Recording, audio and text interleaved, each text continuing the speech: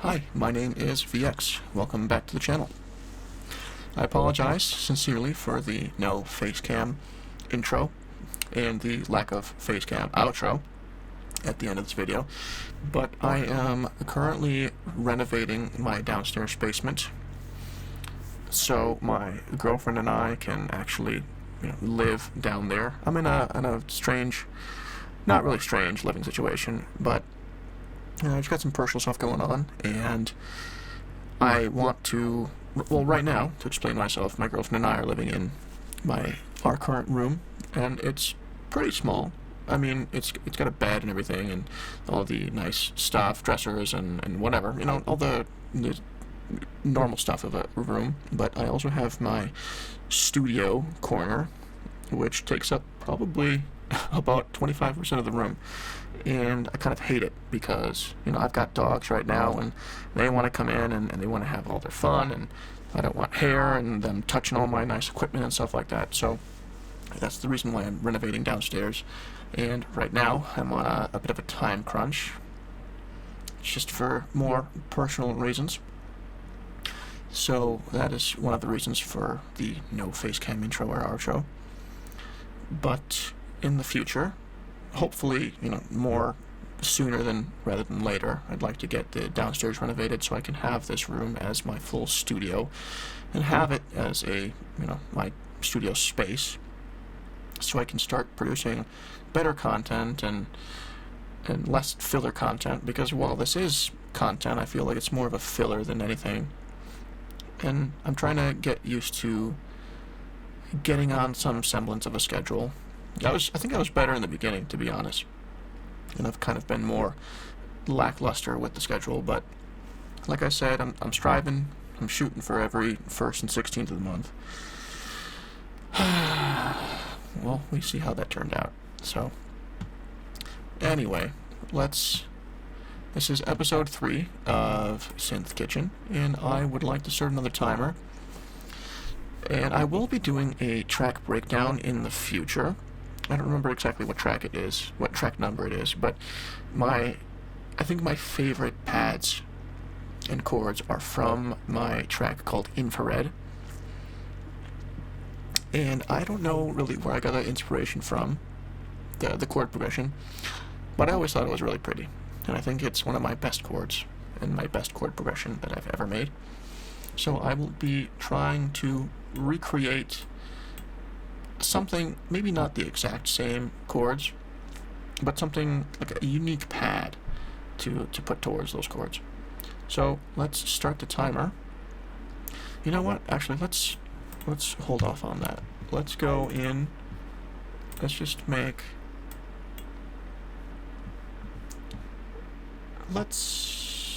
I'm thinking. Should I start the timer and then do the chords? Screw it, because we are on a time crunch. So I'll start the timer in 3, 2, 1. There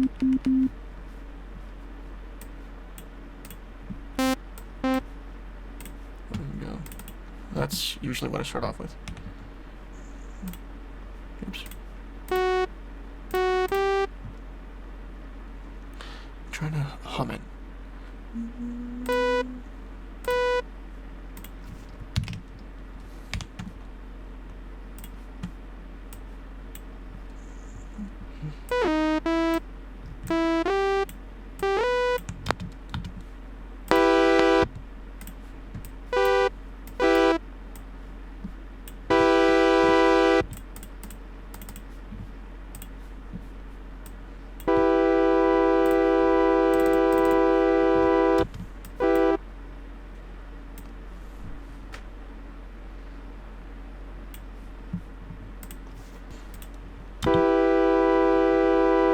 Sorry about that. Some stuff came up.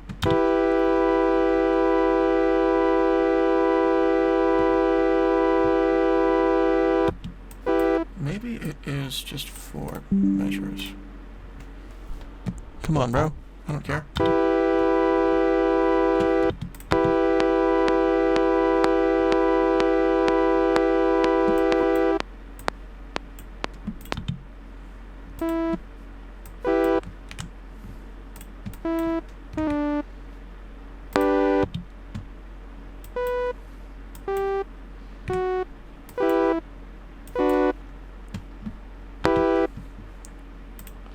Let's go for 16.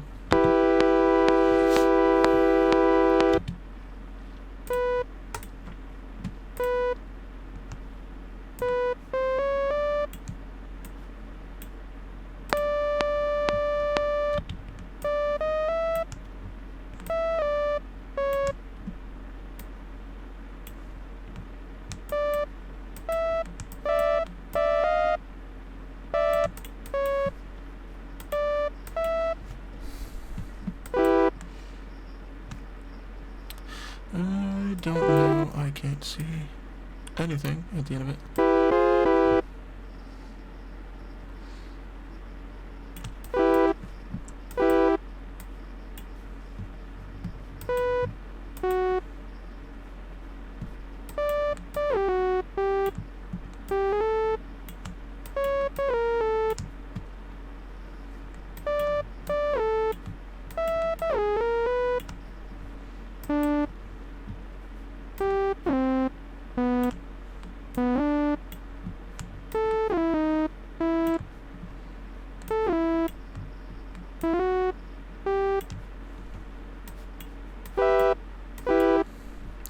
I believe that's it.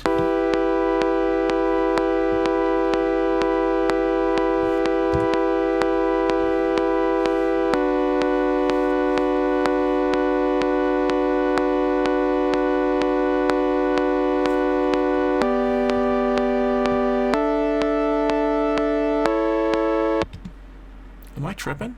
Hold on.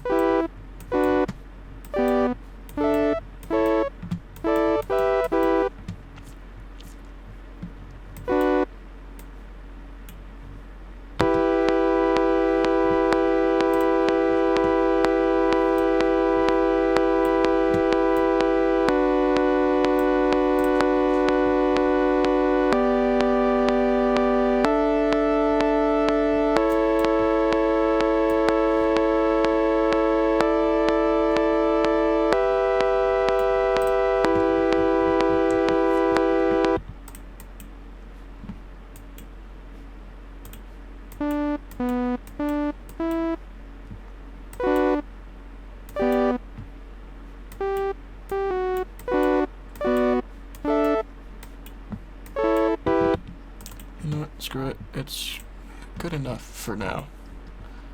So first things first, let's go to our envelopes, put some attack on this thing.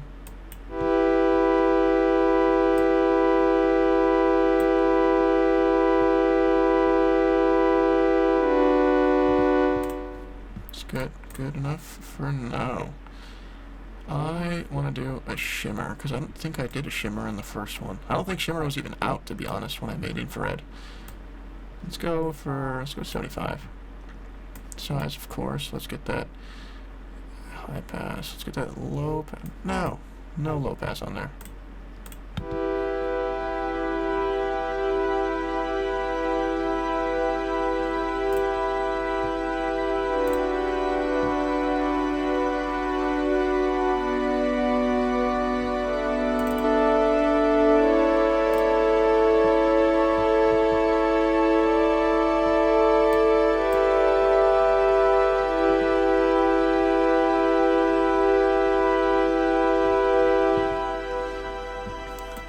I want to add some D2 into there. Just a little bit. Come on. There we go. Oh. There we go.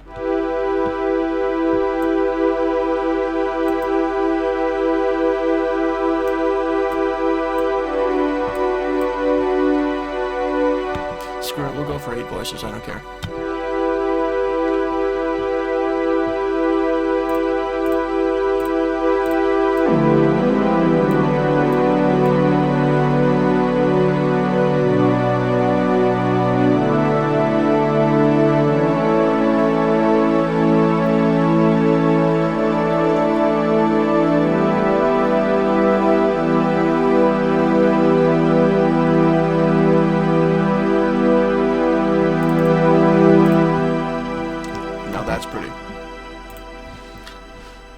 I'm a pretty simple kind of guy. I don't really know what exactly I could possibly do else. Maybe I could try wave folding.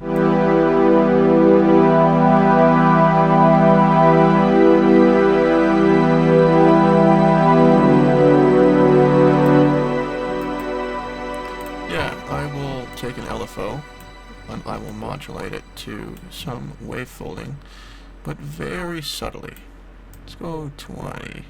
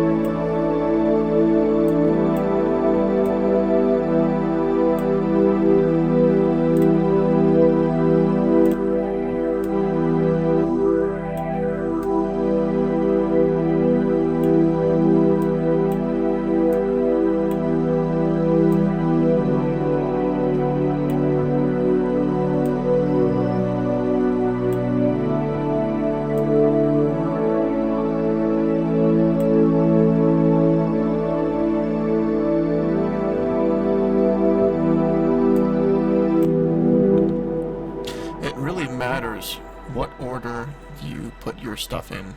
Anything, really. Effects down here, obviously your instrument's going to go here, but then your effects, you go left to right. It's almost like a book.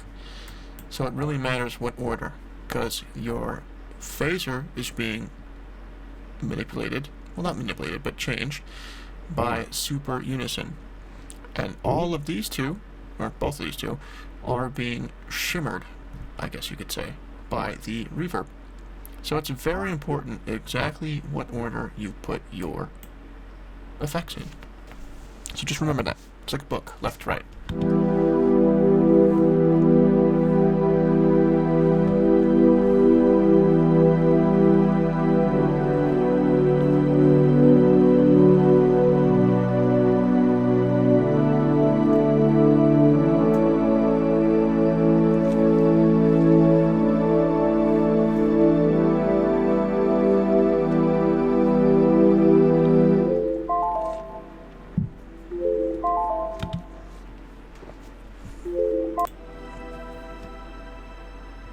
You know what? That's not bad. Not bad at all. We'll put the timer away. So, those are the chords from... it's like my tracks are my children, right? You have many children.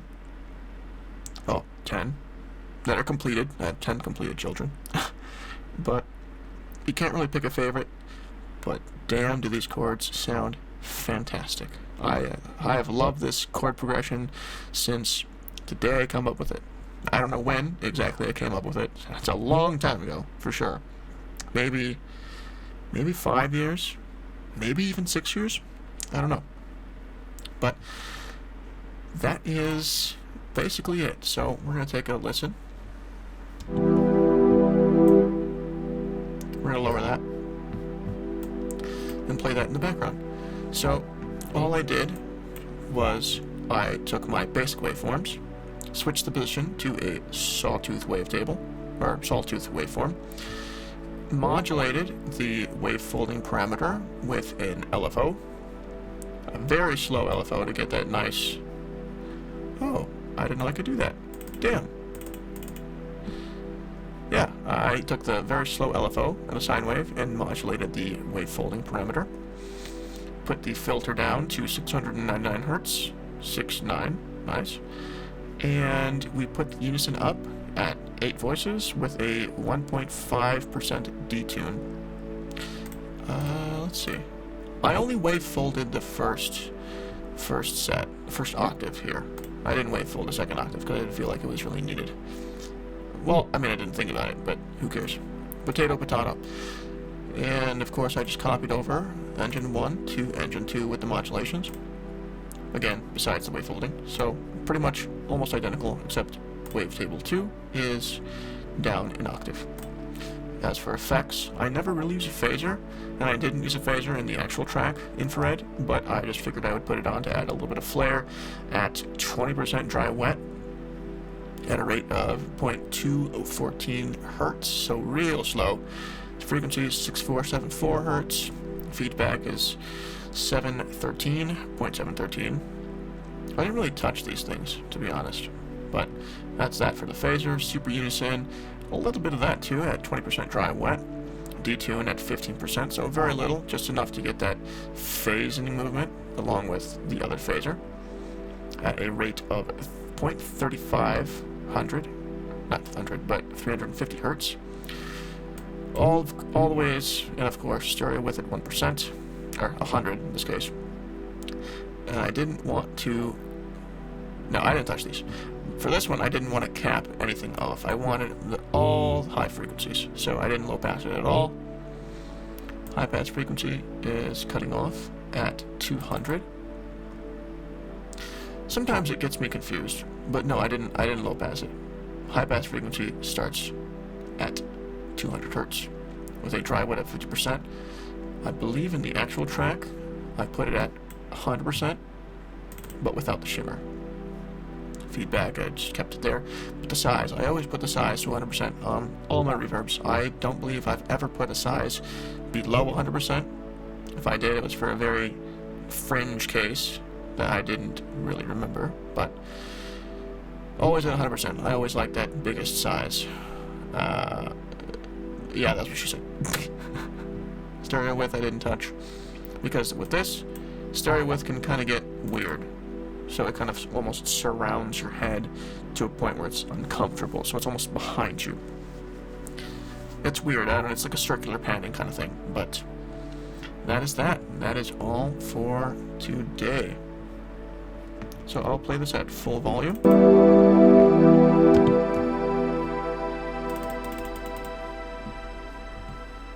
So you can get a feel for exactly what we did to close it out.